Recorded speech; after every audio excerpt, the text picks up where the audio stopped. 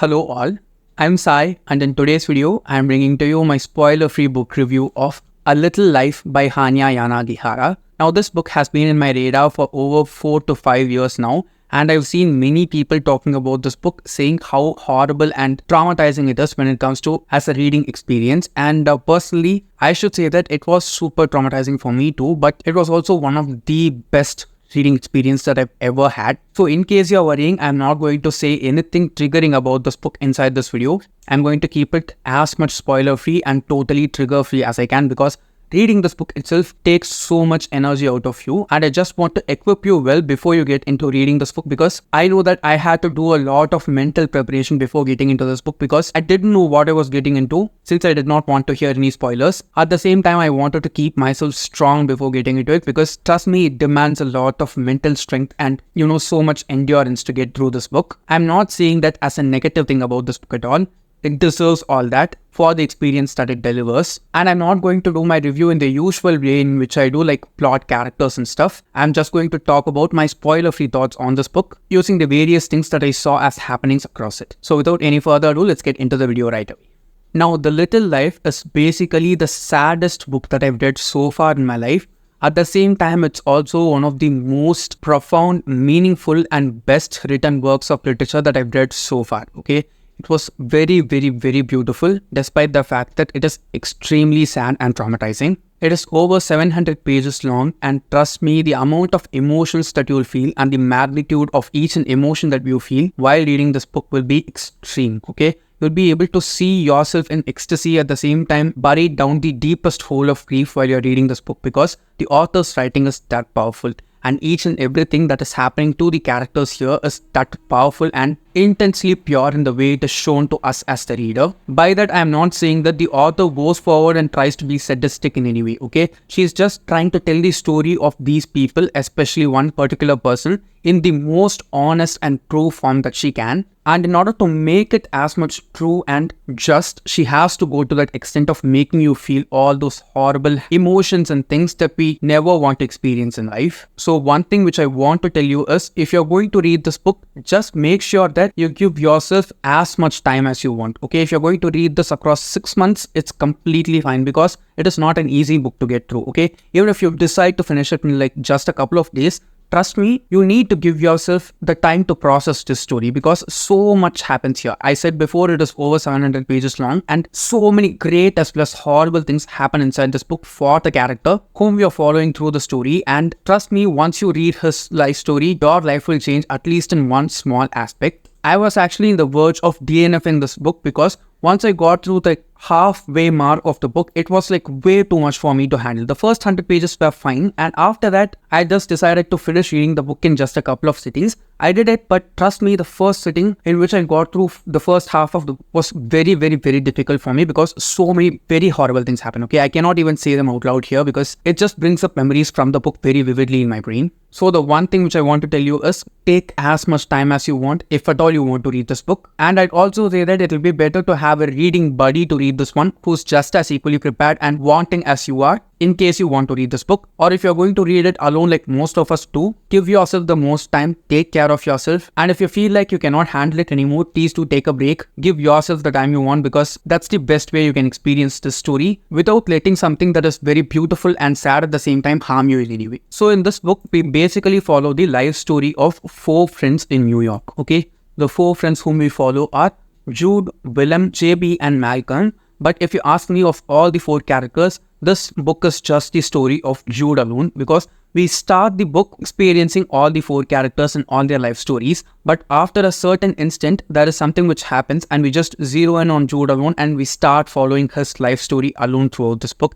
And trust me, if you read Jude's story, there will be no way you can return to your life with the same mindset that you had before reading the book. Because we all know that everything that has happened to Jude is happening to some person out there in the world, in the flesh, and they are dealing with all those things that Jude has dealt with. So just going to that deep an extent and just showing us all the things that have happened to Jude in like the most transparent way, by taking us as much near to his life as possible without overwhelming us with the intensity in which he has experienced his life, is something which is very masterfully done by the author here. At the same time, once you finish reading this book, you will be able to understand the fact that the life that Jude has lived is extremely huge, okay? It is not one life that anyone can easily live. Though there are so many people out there who have lived these kinds of lives, once you finish reading this book, despite the title of the book being A Little Life, you'll be able to see the magnitude of Jude's life and what all he has been through and also done in his life. Despite all the things that he has been through, there is no way in which you can judge these characters at all. Especially Jude, you cannot judge him, okay, for anything that has happened to him or anything that he's doing right now. There is no way you can go forward and judge him without something weighing on your conscience. He feels that realistic. He feels that well fleshed out. Not just him, all the four main characters and all the side characters also inside this book are super well fleshed out. But the extent to which you get to know Jude and see the person that he is will just astonish you to the core. One more thing which I want to address here is, I've seen so many people call this book trauma porn, okay? And I think it is totally not okay. It's just a wrong thing to do, personally, in my opinion, because by using such a phrase for a book like this one, it is like demeaning the life of a person who has lived going through all the stuff that the main character here goes through. And I'm sure that all these things can be relatable to someone who's been through such kind of trauma in their life, okay? And when some person just goes on and blatantly says that this book is trauma porn, it just goes to the extent of saying that a person who has lived through such things in life, which are totally not under their control due to so many other factors and reasons, has lived a life which is just trauma porn, okay? It's not okay. I'm not even ready to say that the people who are saying so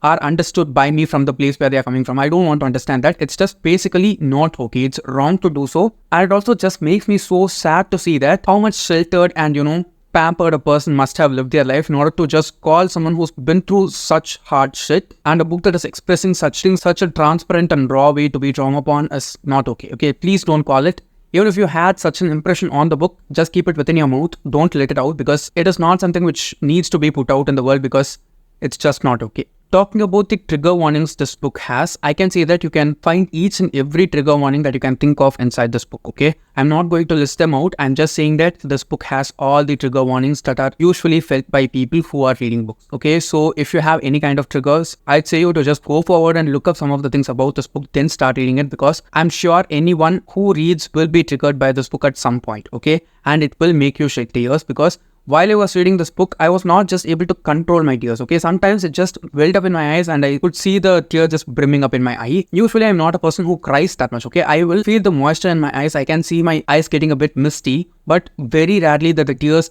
come out of my eyes, okay? It's very difficult to make someone feel to such a huge extent while they are reading their books, especially if you are someone like me. And trust me, there are so many instances inside this book when I felt and saw myself cry. It was unbelievable for me myself, because even though I was very aware that this book is something which is very sad and it will break a person who's reading it, I was not at all ready for anything that was happening in the middle of the book in any way. Next, talking about the trauma inside this book, okay? It was mind-bogglingly awesome how the author handled it. Of all the trauma that we see inside this book, which is way too much, 90% of it just comes out of Jude's life alone, okay? And it is not done in such a way that the author just accumulates all the trauma from his life together, goes to a flashback and dumps it all on you, because if she had done it like it, trust me, no one would be able to finish this book at all, because there is way too much going on. There is this beautiful, amazing thing that the author does, in which we get to learn about Jude's life from his backstory through flashbacks. And it is not like, you go for 100 pages and just learn about everything that happened in his past, because if it happens like that,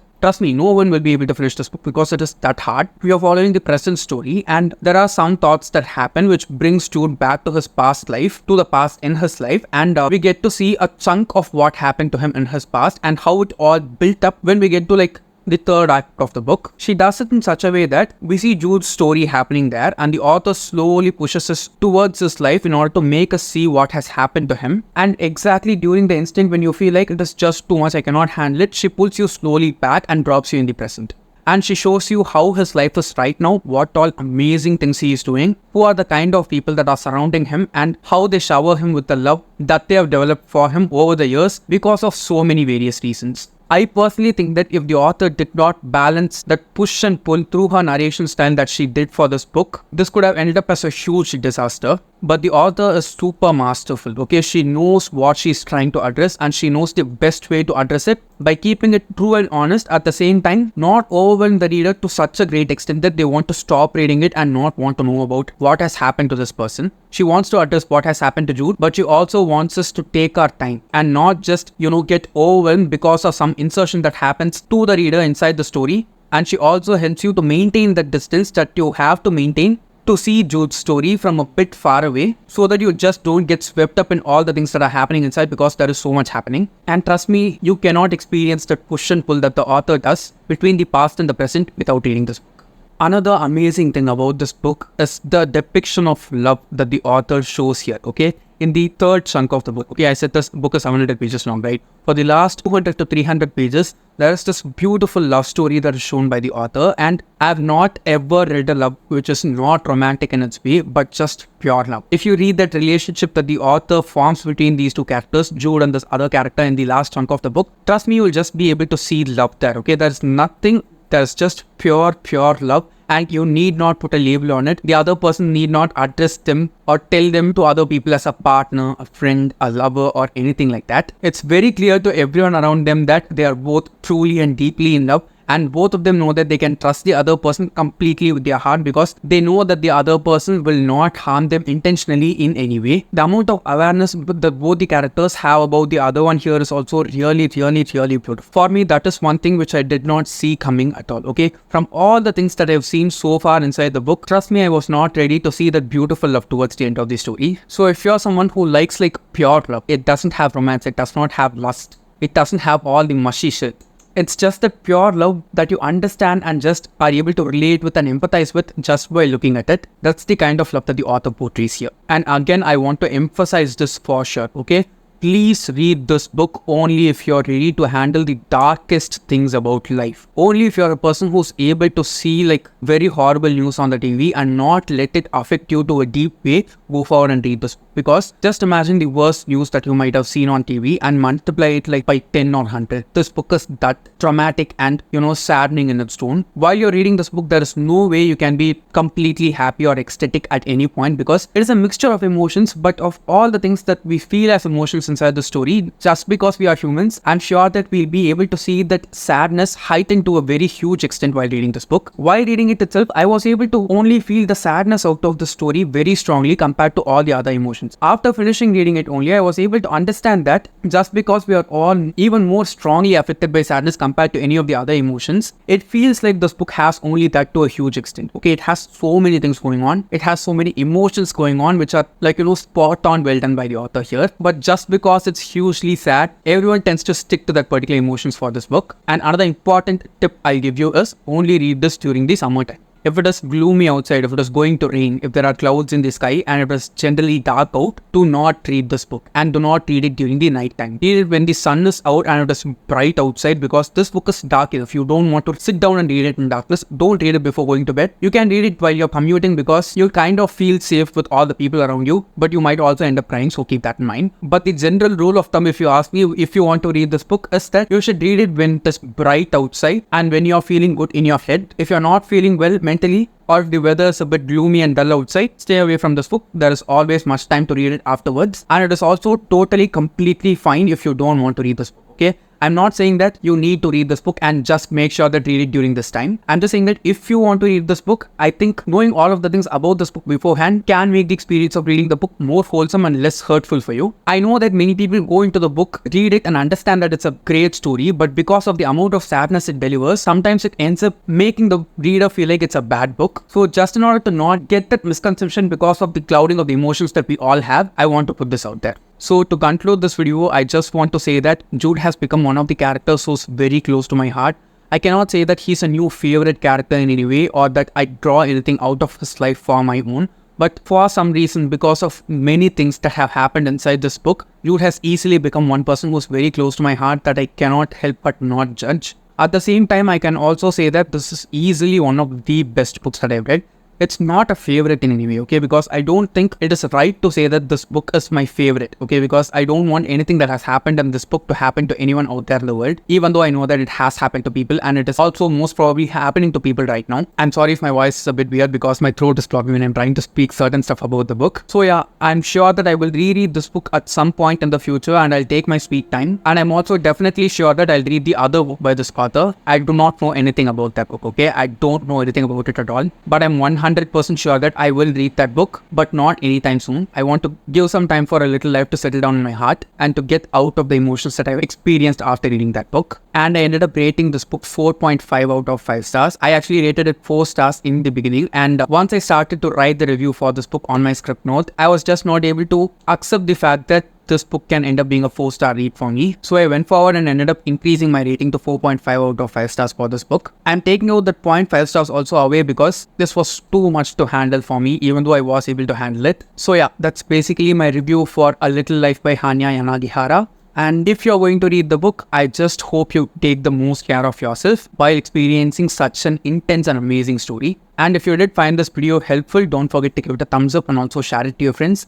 If you want to get more content from me, do subscribe to the channel. Thanks for watching and have a great rest of your day.